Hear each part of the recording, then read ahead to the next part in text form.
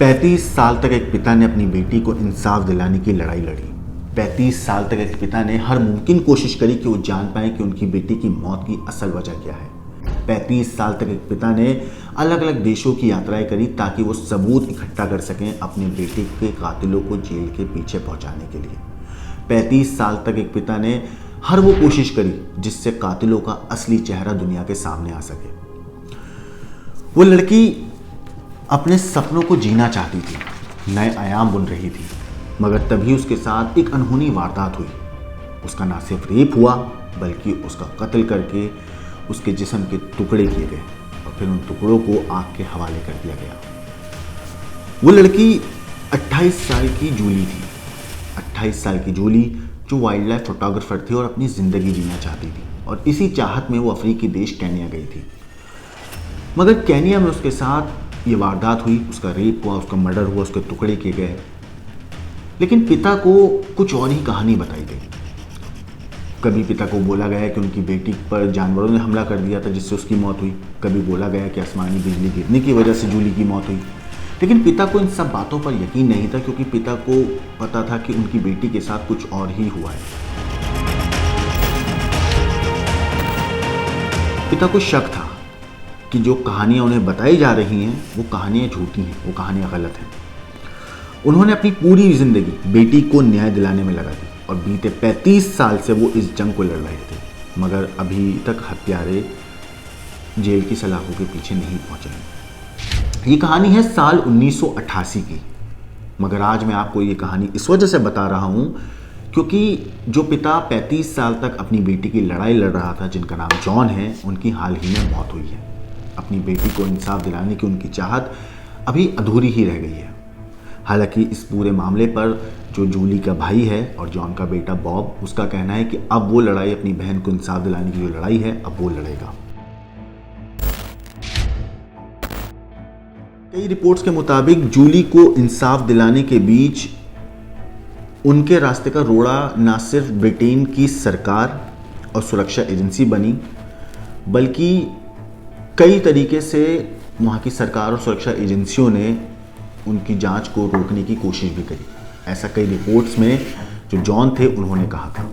John कहते थे कि बेटी को न्याय दिलाने के लिए उन्होंने अलग अलग देशों में 200 से अधिक यात्राएं की और करीब 2 मिलियन पाउंड, जो कि करीब 20 करोड़ रुपए होते हैं, वो खर्च किए हैं उन्होंने।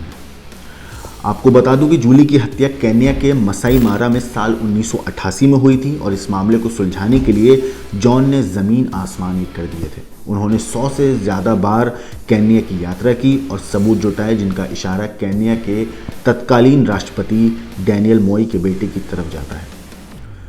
इस पूरे मामले पर जॉन ने कई बार आरोप लगाया कि ब्रिटेन की जो सरकार है और एजेंसियां हैं वो इस मामले को दबाना चाहती हैं, क्योंकि इस मामले में केन्या के तत्कालीन राष्ट्रपति डैनियल मोई का जो बेटा है वो इन्वॉल्व था। इस वजह से जो सरकार है वो केन्या सरकार की, जो ब्रिटेन की सरकार है वो केन्या सरकार की मदद कर रही है ताकि जूली की मौत का सच दुनिया के सामने ना आ सके।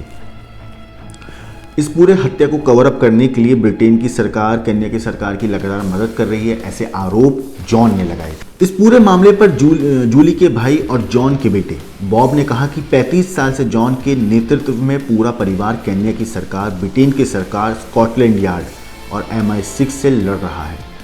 जॉन को पता था कि जूली की हत्या हुई है, ना कि किसी हादसे में उसकी मौत हुई है। अपनी बेटी की मौत का सच पता लगाने के लिए जॉन ने ब्रिटेन से Kenya, America, Denmark, Belgium, France, Uganda और तंजानिया तक की यात्रा की। वो केन्या की अदालत में पेश भी हुए। उन्होंने फॉरेंसिक साइंस को अधिक से अधिक जानकारी दी जिससे जूली की मौत की असल वजह पता लगाई जा सके। जूली पब्लिशिंग कंपनी की अपनी नौकरी छोड़कर 6 महीने की असल में एडवेंचर ट्रिप पर केन्या गई थी ताकि वो केन्या के मसाई मारा गेम रिजर्व में जानवरों की तस्वीरें ले सके और अपने 6 महीने का जो एडवेंचर है वो पूरा कर सके। जब वो सितंबर 1988 में लापता हुई थी तब जॉन बेटी के लापता होने के कुछ घंटों के बाद ही फ्लाइट लेकर सीधे केन्या पहुंचे थे और वो अपनी बेटी की तलाश में खुद ही जुट गए थे। उन्होंने जांच खुद ही शुरू कर दी थी, किसी और की मदद नहीं ली थी। जहां जूली को आखिरी बार देखा गया था, उस इलाके की जांच के लिए उन्होंने करीब 5 हवाई जहाज़ों को पैसे दिए। उन्होंने वहां जूली की कार दिखाई दी। जूली का जो शव था वो 10 मील की दूरी पर मिला था। वो जॉन ही थे जिन्होंने अपनी बेटी का जबड़ा और पैर का निचला हिस्सा ढूंढा था, जिन्हें जलाया गया था। मतलब सोचिए, जो जूली के जिस्म के हिस्से मिले थे, उन्हें देख के साफ पता चल रहा था कि उनको सिर्फ काटा नहीं गया, उनके टुकड़े नहीं किए गए, बल्कि उनको जलाया भी गया। तो कोई जानवर ऐसा नहीं कर सकता है। या फिर बिजली गिरने से जलने के जो निशान बनते हैं और जो कि इंसान जलाने की कोशिश करता है, उन निशानों में बहुत फर्क होता है।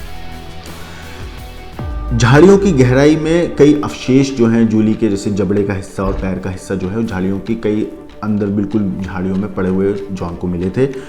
कई साल तक अपनी जांच जारी रखने के दौरान उन्होंने घटनास्थल के पास शौच किए जाने वाली जगह मिली जहां पर जूली रह रही थी। तब जॉन ने वहां से डीएनए सैंपल लिए और इसे अपने पास सुरक्षित रख लिया था।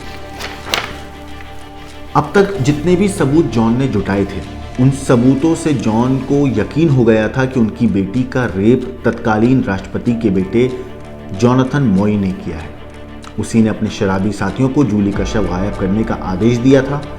और एक पैथोलॉजिस्ट ने यह भी कहा है इस पूरे मामले पर कि जूली की हत्या की गई है। वहीं दूसरी एक रिपोर्ट में कहा गया कि जूली पर जानवरों ने हमला किया।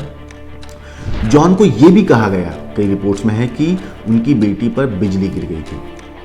इतना ही नहीं, जॉन का दावा था कि ब्रिटेन की सरकार और MI6 ने हत्या के मामले को कवर अप करने के लिए केन्या के अधिकारियों की मदद की है। और साल 2008 में, यानी कि आज से करीब 15 साल पहले, साल 2008 में उन्होंने फ्रीडम ऑफ इंफॉर्मेशन एक्ट का इस्तेमाल करते हुए 2004 की एक रिपोर्ट हासिल करी थी, जिसे ब्रिटेन की लिंकनशायर पुलिस के लिए तैयार किया गया था, जो विदेश कार्यालय, ब्रिटिश उच्चायोग और स्कॉटलैंड यार्ड के लिए बेहद आलोचनात्मक थी।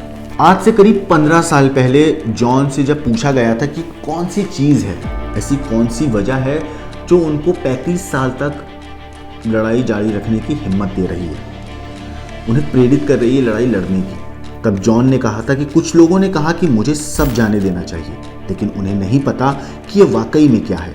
मेरी बेटी की हत्या हुई, उसे मारा गया, जलाया गया और शेरों के सामने डाल दिया गया। मैं रुक भी जाता, लेकिन ये जानने के बाद कि उसके हत्यारे अब भी बाहर अपना जीवन जी रहे हैं, इसका मतलब है कि मुझे सब जारी रखना होगा। आगे जॉन ने बताया था कि हत्या के मामले को सुलझाने में उन्होंने करीब 20 करोड़ रुपए खर्च कर दिए हैं और करीब 100 बार उन्होंने केन्या की यात्रा की है। उन्होंने ये भी कहा कि वो अपने पूरा वक्त ये काम नहीं करते हैं, मतलब बेटी की जो इस केस की तलाश है, ऐसा नहीं है कि पूरे वक्त वो यही काम करते रहते हैं। उनका अपना बिजनेस भी है, उनकी एक अलग ज़िंदगी भी है, उनकी बाहरी ज़िंदगी भी है, और वो अपनी बाहरी ज़िंदगी के साथ साथ अपनी बेटी को इंसाफ दिलाने की लड़ाई भी लड़ रहे हैं। उन्होंने ये भी कहा कि हर महीने उनके दरवाजे पर कुछ ना कुछ ऐसा आ जाता है, कोई चिट्ठी, तस्वीर या कई बार कुछ ऐसा जो शायद जूली के हत्यारों को जवाबदेह ठहराने के एक कदम और करीब है, इसलिए वो लड़ाई फिर से अपनी शुरू कर देते हैं। वैसे जूली के मामले में 2010 में एक नई जांच भी शुरू हुई। इसमें लंदन के जासूस भी संभावित सबूतों और डीएनए की जांच में स्थानीय पुलिस की मदद कर रहे हैं। लेकिन अब ऐसा माना जा रहा है कि अधिकारियों को उम्मीद है कि जूली के अवशेषों की खोज वाले स्थान के पास बरामद चीज़ों की अगर आधुनिक डीएनए जांच से करेंगे तो उन्हें मामले को सुलझाने में जल्दी सफलता मिल सकती है।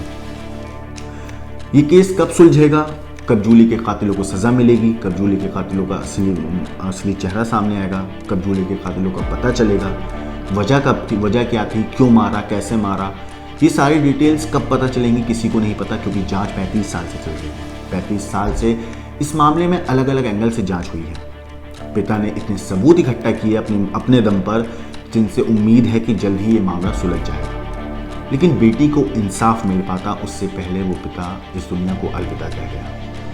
तो जॉन और जूली की ये कहानी आपको कैसी लगी? आपको इस पूरी कहानी के ऊपर क्या कहना है, हमें कमेंट करके ज़रूर बताएं। बाकी देश और दुनिया की क्राइम की खबरों के लिए देखते रहिए क्राइम।